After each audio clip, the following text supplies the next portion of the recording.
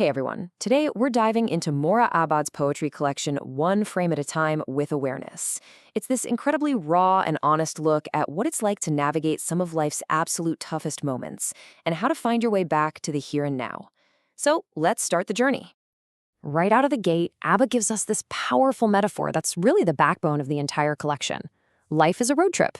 The point isn't to race to some finish line, no. The whole idea is that the experiences you have along the way, the detours, the breakdowns, the amazing views, that's the stuff that actually matters. And as we all know, that journey is not always a smooth ride. The first part of this collection, it doesn't shy away from that at all. It dives headfirst into some really difficult terrain, bravely confronting the whole landscape of human suffering, mapping out what loss, confusion, and pain really feel like.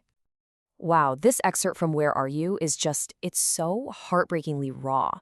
It perfectly captures that profound, almost childlike cry into the dark when you lose someone. It's that feeling of being completely untethered, and it's a theme that you feel again and again in these early poems.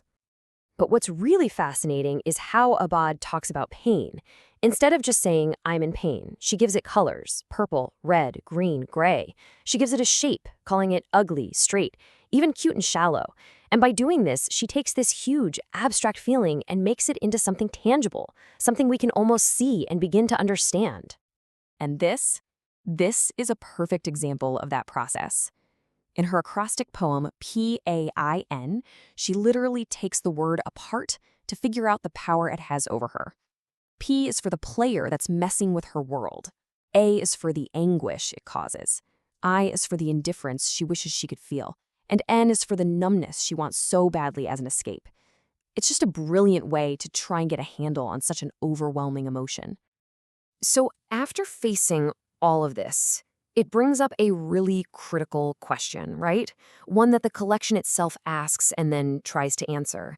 When you're lost in that landscape of pain, when the road gets that dark, where do you find the light to keep going? And this is where things start to shift. After mapping out all that darkness, the poetry begins to search for anchors, these sources of light and comfort that can help guide you through the storm. And it finds them in some really beautiful places. These anchors really fall into three main categories. First, you've got the incredible power of art and music, with nods to masters like Dali and Vivaldi. Then there's the grounding peace you can find in nature, things as simple as sunsets, trees, and the moon. And finally, the deep, deep comfort of companionship, both with people and with animals. I just love this quote. Here, the poet finds a kindred spirit in the surrealist artist Salvador Dali, calling him a crazy mentor. It's such a powerful reminder that art can make us feel understood across decades, even centuries. It's like finding a connection that tells you, hey, you're not alone in how you see the world. And then, of course, there's nature. This piece, Under the Evergreen, just perfectly captures that feeling of finding a refuge. Out in nature, the frantic ticking of the clock just kind of melts away. All the chaos of pain gets replaced by the simple, beautiful symphony of birdsong. It's a space of pure, simple peace. Now, this starts a really wonderful little story arc about the healing power of animals. The poet is watching her golden retriever and sees a teacher. In the dog's calm way of just looking at the world, its simple act of being, there's this profound lesson in mindfulness, a little reminder to just slow down and observe, which is a core idea in Buddhism. And that little story builds to this moment, to this declaration of an absolutely unbreakable bond. The relationship with her dog isn't just a source of lessons, it's a source of unconditional love and real strength. It's a promise of being together until the end of the world. That's a serious anchor to have in turbulent times. Okay, so after finding these external anchors, the journey takes this really crucial turn inward. The focus starts shifting away from looking for light outside to actually cultivating it within. This is the big pivot towards mindfulness and tapping into the power of the present moment.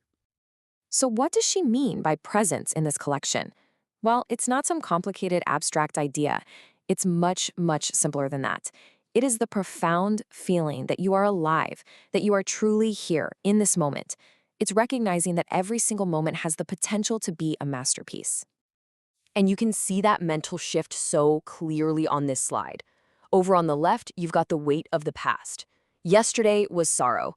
But the poem doesn't get stuck there. It pivots right over to the here, a present moment that isn't defined by what happened before, but instead is filled with new opportunities. And this part is absolutely key. Being present isn't something that just magically happens to you. It is an active choice. Like the poem says, you can choose be more present. It's not always going to be easy, for sure, but the collection reminds us that what's really important is just to try. And all of that brings us to the final, really uplifting theme of the collection. This journey of awareness, it's not about arriving at some perfect, pain-free destination. It's about embracing the process itself, the continuous, lifelong quest of just being human. I mean, this is such a powerful call to action. It's a direct command to the reader. And you can feel her saying it to herself, too. Don't just go through the motions. Don't let pain or the past numb you out. This existence, this one life we have, is meant to be truly and fully lived. So in the end, the collection brings us right back where we started, full circle to that road trip metaphor. It's this beautiful, vital reminder that we are the ones in the driver's seat. The journey isn't something that's going to start tomorrow or, after we get everything figured out. It's happening right here, right now, in this very moment. And the collection leaves us with this magnificent, open-ended idea. We don't know what's around the next bend in the road. And that uncertainty, well, it's not something to be afraid of. It's the adventure. It's the whole point of the quest. As Mora Abad puts it so beautifully, that is the gift.